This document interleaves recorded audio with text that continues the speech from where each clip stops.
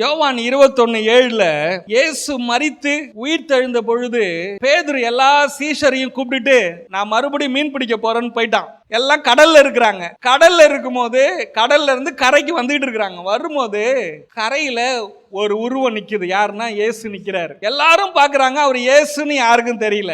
யாருக்கு தெரிஞ்சிச்சு இயேசுன்னு சொல்ல முடியுமா? யோவானுக்கு தெரிஞ்சிச்சு. யாருக்குமே தெரியல. ஏன் யோவானுக்கு தெரிஞ்சிச்சு பாருங்க. இயேசுவுக்கு அன்பா இருந்த சீஷன் பேதுருவை பார்த்து அவர் கர்த்தர் என்றான். கரையில இருக்க கடல் கப்பல்ல இருக்கிற யாருக்குமே தெரியல.